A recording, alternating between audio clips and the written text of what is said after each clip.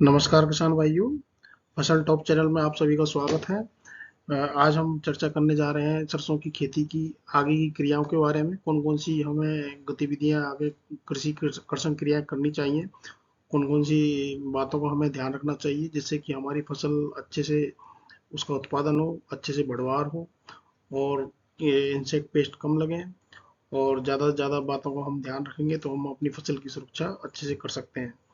तो पिछले वीडियो में जिन किसान भाइयों ने मेरा पिछला वीडियो नहीं देखा हो तो वो उसको देख लें। उसमें बुवाई से पहले की सारी गतिविधियों के बारे में मैंने विस्तार पूर्वक चर्चा की है, किसान भाइयों को मैंने बताया है।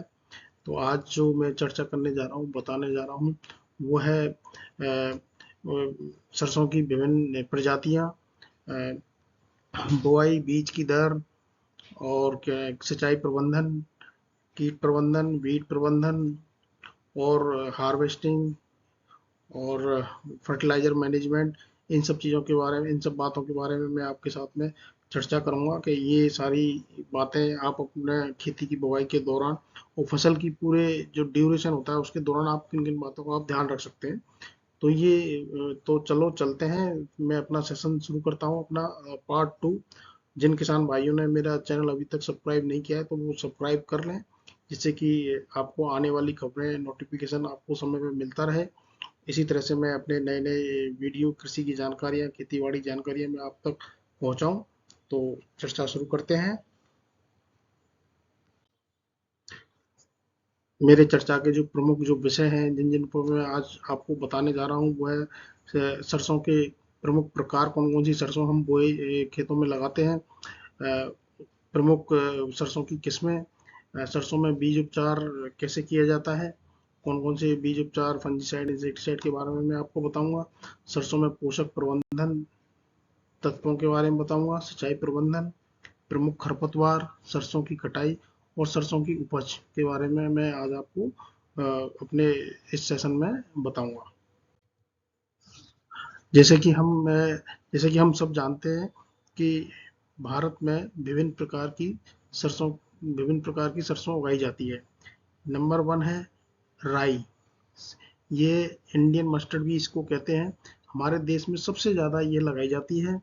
इसका जो बीज है भूरे भूरे या काले रंग के होते हैं। इसमें जो तेल की जो मात्रा होती है 38 से 42% तक पाई जाती है। नंबर सेकंड है तोरिया। इसका जो वैज्ञानिक नाम है ब्रेसिका रेपा तोरिया। ये जल्दी पकने वाली फसल है, 75 से 90 दिन में पक जाती है। इसका जो बीज होता है छोटा होता है, तेल की मात्रा 35 से 40% तक पाई जाती है।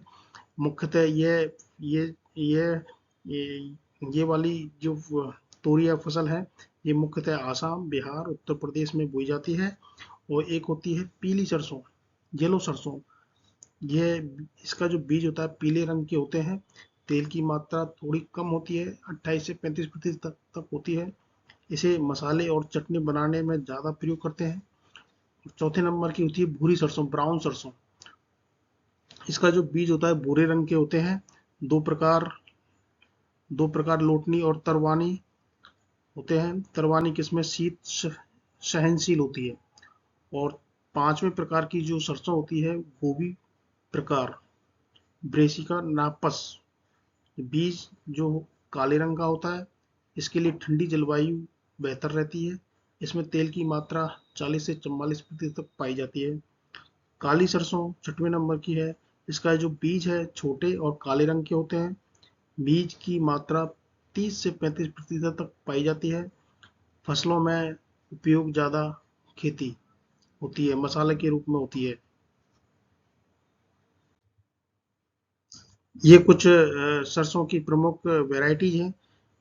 जैसा कि किसान तो सभी जानते हैं कि जो सीजन के टाइम पे बाजार से भी कुछ खरीदते हैं, कुछ घर में रखा हुआ बीज भी बुवाई के समय में उपयोग लेते हैं। तो मैं तो आपको यही सलाह दूंगा, यदि आपके क्षेत्र में जो अच्छी सर्वोत्तम सरसों की वैरायटी है जो उपलब्ध है, उसको आप यूज कर सकते हो, उसको लगा सकते हो। तो ये मैंने कुछ वैरायटियों के नाम भी दिए हैं, जैसे कि वरुणा है, पूसा बोल्ड है, पूसा जय किसान है, पूसा महक है, पूसा मस्टर्ड है, क्रांति, रोहिणी, अरावली, NRCHB 101, गिर्राज। ये कुछ वैरायटी हैं जो कि आप इनको सिलेक्शन कर सकते हैं। यदि आपके बाजार में उस समय यदि कोई अच्छी वैरायटी उपलब्ध है तो आप उसको भी लगा सकते हैं, जिसमें तेल की मात्रा अच्छी हो। वो विभिन्न वैरायटियों का जो परिपक्वता जो पीरियड है सबका अलग अलग होता है, अलग अलग वैरायटी का अलग अलग उत्पादन होता है। इन सब बातों को भी आपको ध्यान में रखना है।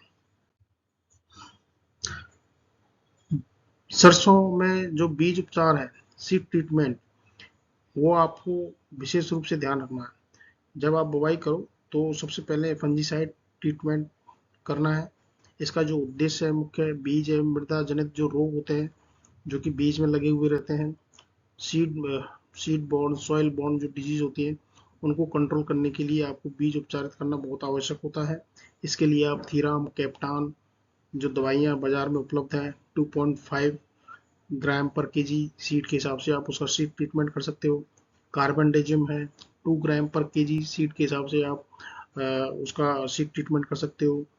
कार्बनडेजिम या थीराम मिक्सचर 1:1 रेशियो एट द 3 ग्राम पर केजी के हिसाब से सीड के हिसाब से भी आप फंजीसाइड से ट्रीटमेंट कर सकते हो।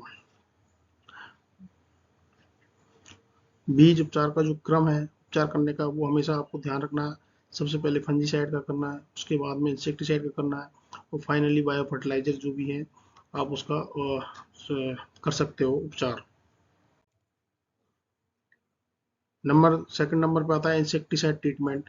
इंसेक्टिसाइड ट्रीटमेंट बेसिकली जो कीट कीट के लार्वा, अंडे या कीट के कुछ भाग जो कि वो बीज को नुकसान करते हैं, उनका जर्मिनेशन होने को रोकते हैं, उनके लिए कीटनाशक का उपयोग किया जाता है।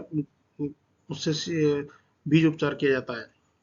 इसके लिए बाजार में उपलब्ध है मीडाक्लोप्रिड है, 5 ml प्रति केजी सीड के हिसाब से आप बीज उपचार कर सकते हो। थायोमेथाक्सोम 3 ग्राम पर केजी सीड के हिसाब से आप उपचार कर सकते हो। बायो फर्टिलाइजर ट्रीटमेंट, लास्ट में आपको नाइट्रोजन स्थिरीकरण व फास्फोरस घुलनशील बढ़ाता है। एजेटोबैक्टर है, एजोस्पेरलम है, राइजोबियम है, लेग्यूम इंटरक्रॉप के साथ में आप इसका उपयोग कर सकते हो। फॉस्फेट सोलुबलाइजिंग बैक्टीरिया पीएसपी है। सीड को बायो फर्टिलाइजर स्लरी में कोट करें और छाया में सुखाएं। इसका मतलब एक स्लरी बना लें, स्लरी एक घोल बना लें, घोल में फिर बीज को डाल दें, डालने के बाद उसको अच्छे से मिला लें, फिर किसी छायादार जगह पर उसको सुखा दें। इससे क्या होगा, जो भी बायो कल्चर होगा उस सीड के ऊपर लग जाएगा। उससे आपकी डिजीज है, बीमारियां हैं, इंसेक्ट हैं, वो काफ़ी हद तक कंट्रोल होते हैं। माइक्रोन्यूट्रिएंट का भी आप या ग्रोथ प्रमोटर ट्रीटमेंट कुछ कर सकते। कुछ क्षेत्रों में बोरॉन की डेफिशिएंसी होती है, पाई जाती है, तो बीज उपचार के समय बोरेक्स 1 ग्राम पर केजी सीड दिया जा सकता है, आप दे सकते हो। जिंक सल्फेट सॉल्यूशन 0.5% भी अब लाभकारी रहता है। बीज उपचार करने के लाभ कौन कौन से हैं? ये यदि आपने बीज अच्छे से उपचार कर लिया है तो उसके लाभ भी होते हैं। इससे अच्छा अंकुरण होता है, बीज में मिट्टी में जो मिट्टी जनित जो रोग हैं उनसे दूर रहते हैं, जैसे कि alternaria blight, white rust, downy mildew, ये बीमारियों के नाम हैं जो कि बीज उपचार से दूर हो जाते हैं। शुरुआती दौर में पौधा मजबूत जर्मिनेट होता है, उसमें बीमारियों से लड़ने की क्षमता होती है, हरा भरा पौधा जर्मिनेट होता है, कीटों से सुरक्षा होती है। शुरुआती अवस्था में दीमक का प्रकोप अधिक होता है, जिससे कि जर्मिनेट नहीं हो पाता है, उससे बचाव होता है। और यदि आपका पौधा सुरक्षित रहता है तो आपका उत्पादन बढ़ाने में, स्वस्थ पौधे अच्छा उत्पादन पैदा करते हैं, अधिक शाखाएं निकलती हैं, ज़्यादा फलियां निकलती हैं और बेहतर उपज होती है उससे। कम लागत ज़्यादा लाभ। शुरुआती दौर में यदि आपने बीज उपचार अच्छे से करते हैं तो आपका कम लागत में आप कीटों से, बीमारियों से अपनी फसल को बचा सकते हैं। खड़ी फसल के दौरान आपको ज़्यादा दवाइयों का उपयोग नहीं करना पड़ेगा। सरसों में पोषक तत्व फर्टिलाइजर प्रबंधन, सरसों की अच्छी उपज के लिए आपको संतुलित मात्रा में फर्टिलाइजर का उपयोग करना है। कब देना है, कैसे देना है, इन सब बातों को आपको ध्यान में रखता है। नाइट्रोजन आप ज़्यादातर गाँवों में नाइट्रोजन यूरिया के द्वारा दिया जाता है। तो नाइट्रोजन पोषक फसल के लिए बहुत ही ज़्यादा ज़रूरी है, उसकी बढ़वार के लिए, उसकी ब्रांचेज के लिए, पत्तियों के लिए, सबके लिए इसकी ज़रूरत होती है। इसकी जो मात्रा होती है 80 से 120 किलोग्राम नाइट्रोजन प्रति हेक्टर के हिसाब से आप उपयोग में ले सकते हैं। इसकी जो 50% जो मात्रा है वो बुआई के दौरान आपको डालना है, और 50% जो बची हुई जो यूरिया है फर्स्ट जो इरिगेशन करते हैं फसल के दौरान 30 दिन के बाद में, आप उस दौरान आप उसका उपयोग कर सकते हैं। फास्फोरस, जड़ों की अच्छी वृद्धि के लिए फास्फोरस की आवश्यकता होती है। ये फल फूल बनने में मदद करता है। इसकी मात्रा 40 से 60 केजी प्रति केजी के हिसाब से, हेक्टर के हिसाब से आप उपयोग में लेना है। ये आप बुवाई के दौरान आप इसमें डाल डाल सकते हैं। कब दें? पूरी मात्रा बुवाई के समय आप डाल देना। पोटाश, पौधे की मजबूती या सहन शक्ति बढ़ाने के लिए, प्रतिरोधक क्षमता बढ़ाने के लिए पोटाश पोटाश की मात्रा आपको 40 केजी पर हेक्टर के हिसाब से आपको खेतों में डालना है बुवाई के समय। गंधक, यदि सरसों के खेत में गंधक की कमी है तो आपको गंधक की मात्रा ये की मात्रा 20 से 40 किलोग्राम प्रति हेक्टर के हिसाब से आपको डालना है। इससे आपके तेल की मात्रा भी बढ़ेगी और फसलों में उपज भी अधिक बढ़ती है। ये आपको बुवाई के समय डालना है। इसका स्रोत है जिप्सम है, पायराइट है, सिंगल एसएसपी है, या सल्फर बेंटोनाइट का उपयोग कर सकते हैं। माइक्रोन्यूट्रिएंट्स, माइक्रोन्यूट्रिएंट में आप जिंक 25 किलोग्राम प्रति हेक्टर के हिसाब से आप मिट्टी में दे सकते हैं जहाँ पे कमी है। बोरोन 10 से 15 केजी प्रति हेक्टर फली झड़ने से बचाने के लिए उपयोगी रहता है। जैव उर्वरक, एजेटोबैक्टर या पीएसवी के बीज उपचार करने से नाइट्रोजन और फास्फोरस की उपलब्धता बढ़ती है। बुवाई के समय एन एन बुवाई के समय पी के एस और एन की आधी मात्रा प्लस सूक्ष्म पोषक तत्व पहली सिंचाई 30 से 35 दिन बाद बची हुई आधी नाइट्रोजन टॉप ड्रेसिंग करें। टॉप ड्रेसिंग का मतलब होता है खड़ी फसल में आपको यूरिया की जो आधी मात्रा है उसको आपको देना है। सिंचाई प्रबंधन, सिंचाई प्रबंधन के लिए आपकी इसकी जो पहली सिंचाई है लगभग बुवाई के 25 से 30 दिन बाद आपको पहली सिंचाई करनी चाहिए। ये बहुत ही महत्वपूर्ण होती है। उस समय जड़ें पत्तियां पौधे से निकलती हैं, बनती हैं, तो उस दौरान ये सिंचाई बहुत ही जरूरी होती है, बहुत महत्वपूर्ण है। दूसरी सिंचाई 50 से 55 दिन बाद बुवाई के आपको सिंचाई करनी है। इसमें शाखाएं निकलती हैं, ब्रांचेज स्टेज होती है। ये पौधों में शाखाएं जब ज़्यादा बनती हैं तो दूसरी सिंचाई की आवश्यकता पड़ती है। तीसरी सिंचाई, थर्ड इरिगेशन, आपको 75 से 80 दिन के बाद में यानी फूल आने पर आपको सिंचाई करनी है। चौथी सिंचाई 100 से 110 दिन बाद यानी फली बनने और बन भरने के दौरान आपको सिंचाई करनी है, जिससे कि फली का आकार अच्छे से बने, उसमें फलियां बने, दाना अच्छे से बने। इसलिए ये चौथी सिंचाई बहुत महत्वपूर्ण रखती है। सरसों में पाए जाने वाले प्रमुख खरपतवार, सरसों में कौन कौन से खरपतवार पाए जाते हैं जो कि मुख्यतः फसल को नुकसान करते हैं। फसल के दौरान विभिन्न प्रकार के अनवांछित जो पौधे खेतों में लग जाते हैं उनको वीड बोलते हैं। इसमें चौड़ी पत्ती वाले कुछ खरपतवार होते हैं, कुछ सकरी पत्ती वाले होते हैं, कुछ सेंज होती है जो कि बिना बोए ही खेतों में लग जाते हैं और उनसे किसान काफ़ी परेशान रहता है। तो उनको मैं उनके कुछ नाम बता देता हूँ। जनरली सभी गाँव में किसान भाई सभी जानते हैं। बथुआ है, हत्ती घास, करेला घास जिसको गाजर घास भी बोलते हैं, चिड़चिटा, कांटा, झाड़, ये हिंदी नाम है। और जो इनका जो वैज्ञानिक नाम है वो इनके साइड में दिए हुए हैं, आप उनको पढ़ सकते हैं। ज़्यादा ज़रूरी नहीं है आपके लिए, बस आप जनरली आप सभी जानते हैं इन सबको, देखे भी हैं आप इनको। और सकरी पत्ती वाले जो खरपतवार हैं, जंगली जई है, गंजी घास है, सांवा है, ये खेतों में ऐसे ही उग जाती हैं। थोड़ी सी बारिश मिलती है और उसमें ये आसानी से उग जाती है, और ना तो कम पानी में भी बहुत बढ़ जाती है। और इसके बीज हजारों लाखों करोड़ों में बीज, इन सबों का बीज उत्पादन होता है, जैसे खेत में पड़े रहते हैं। तो नेक्स्ट सीजन में भी ये होती रहती है। तो इनको आपको अच्छे से कंट्रोल करना है। इसको वीड कंट्रोल को कैसे किया जाए, इसके लिए कुछ मेथड्स हैं जो कि आप किसानों को अपनाने चाहिए, अपनी हैबिट में लाना चाहिए। नंबर कल्चरल मेथड जो होते हैं, इसमें बीज साफ और खरपतवार रहित बोएं। हमेशा बीज वही लगाएं जिसके अंदर किसी प्रकार का दूसरे खरपतवार नाशी का बीज मिक्स ना हो। खेत की अच्छी तरह से जुताई करें। फसल की लाइन में बुआई करें ताकि निराई गुड़ाई करने में कोई दिक्कत ना आए। यांत्रिक नियंत्रण, मैकेनिकल नियंत्रण, पहली निराई गुड़ाई बुआई के 20 से 25 दिन बाद करना चाहिए। दूसरी निराई गुड़ाई 40 से 45 दिन के बाद करना चाहिए। खरपतवार नियंत्रण का ये सबसे अच्छा उपाय है।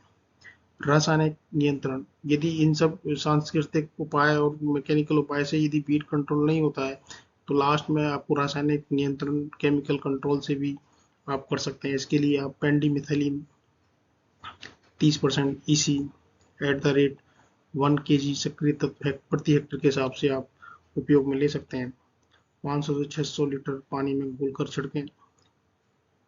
खरपतवार निकलने के बाद पोस्ट इमरजेंस, एक तो होता है ये अभी जो बताया ये प्री इमरजेंस, वीड निकलने से पहले, और ये है दूसरा है आइसोप्रोटोरॉन। ये बीज पोस्ट इमरजेंसी यानी वीड उग जाए उसके बाद में आपको स्प्रे करना है। आइसोप्रोटोरॉन अच्छा इफेक्टिव है, आप बाजार में उपलब्ध रहता है ये, आप इसको लाके स्प्रे कर सकते हैं। सरल भाषा में समझे तो हम सरसों के जो प्रमुख खरपतवार हैं बथुआ, जंगली जई, गंजी घास, माठा, नियंत्रण 2 निराई करना है। एक बार पेंडिमिथाइलिन का छिड़काव सबसे अच्छा तरीका भी रहता है। सरसों की कटाई, अब सरसों की कटाई जब फसल पकने पे आए तो कौन कौन सी बातों को आपको ध्यान में रखना है जो कि हार्वेस्टिंग के लायक फसल हो जाए। तो आपको कौन कौन सी बातें ध्यान रखनी, कटाई का सही समय कौन सा होता है। जब 75 से 80% फलियां पीली या भूरी हो जाए, पौधों को पत्तियां लगभग सूख जाए, दानों में नमी लगभग 25 से 30% रह जाए, अगर बहुत देर करेंगे तो फलियां फटकर भी दाने झड़ सकते हैं। तो ये कुछ क्राइटेरिया है जो कि आपको ध्यान में रखना है हमेशा। कटाई की विधि, आप कटाई की गांव में विभिन्न प्रकार से करते हैं, हाथ से कटाई करते हैं, इसके लिए आप दरांती का उपयोग कर सकते हैं। गट्ठर को 5 से 7 दिन तक धूप में सुखाना चाहिए, बहुत अच्छा रहता है, जिससे कि फसल अच्छे से पक जाती है, नमी नमी निकल जाती है। मशीन से कटाई, बड़े खेत जहाँ पे जो बड़े बड़े काश्तकार हैं, बड़े बड़े किसान हैं, तो वो अपनी कटाई जो है सरसों की कटाई मशीनों के द्वारा भी कर सकते हैं। खेत पूरी फलियां पूरी तरह सूखी होनी चाहिए। दाने निकालना, सुखाए हुए गट्ठरों को अच्छी तरह पीट कर थ्रेशर से दाने अलग कर लेने चाहिए। दोनों नमी 10% से कम कर लेना चाहिए थ्रेशर थ्रेसिंग करने से पहले। सफाई एवं भंडारण, जब आपकी हार्वेस्टिंग हो जाए, दाना निकल जाए, तो दानों की सफाई करना और भंडारण के लिए उचित व्यवस्था आपके पास होनी चाहिए। दानों को फटक कर या चलनी से साफ कर लें। साफ व सूखे दानों को बोरी या ड्रम में अच्छे से भराई कर लें।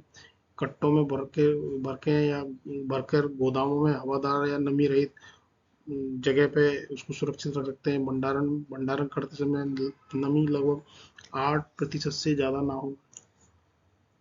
सावधानियों का भी आपको ध्यान में रखना है, कौन कौन सी सावधानियां आपको ध्यान में रखना चाहिए। तेज धूप या ओस में कटाई ना करें, इससे दाने झड़ सकते हैं। गोले दानों को भंडारण में ना रखें, गीले दानों को, इससे फफूंद इससे बीमारियां लगने के चांस रहते हैं। देर से कटाई करने से तेल उपज और तेल में दोनों में कमी आ जाती है, तो कृपया समय पे कटाई करें। सरसों की उपज, लास्ट में सरसों की जो उपज है, सरसों ये जो उपज है, आप कौन सी वैरायटी लगा रहे हो, कौन से क्लाइमेट में लगा रहे हो, आपका जल प्रबंधन कैसा है, फर्टिलाइजर कैसे दिए हैं, रोग कीट सब इन सब बातों को ध्यान में रखते हुए फसल की जो उपज है वो डिपेंड करती है कि कितनी होगी, ऊपर नीचे रह सकता है, किसी की ज़्यादा किसी की कम। तो वैसे औसतन जो एवरेज जो इसका जो उत्पादन है, परंपरागत जो किस्में जो ट्रेडिशनल तरीके से जो लगाते आ रहे हैं, उसका जो उत्पादन है 12 से 15 क्विंटल प्रति हेक्टेयर के हिसाब से है। और जो उन्नत वेराइटीज हैं उनका 15 से 20 क्विंटल प्रति हेक्टेयर है। जो संकर प्रजाति हैं उनका 20 से 25 क्विंटल प्रति हेक्टेयर के हिसाब से उत्पादन होता है। तो किसान भाइयों, ये आज मेरा पार्ट 2 था सरसों की खेती के बारे में। तो आपको मेरी जानकारी महत्वपूर्ण लगी हो तो मेरे फसल टॉप चैनल को लाइक करें। यदि आपका कोई प्रश्न है, आपके मन में कोई विचार है तो मुझे कमेंट करके बताएं।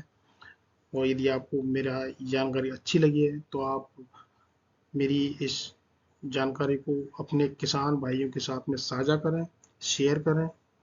और यदि आपको समय पर मेरी जानकारी चाहिए कृषि से संबंधित तो मेरे चैनल को सब्सक्राइब करें, जिससे कि आपको लेटेस्ट जानकारी सारी आपको टाइम से मिलती रहे। तो मैं आपसे अनुरोध करता हूँ तो जुड़े रहें। और जिन जिन किसान भाइयों ने मेरा अभी तक चैनल सब्सक्राइब नहीं किया है तो चैनल को सब्सक्राइब करें। धन्यवाद। नमस्कार।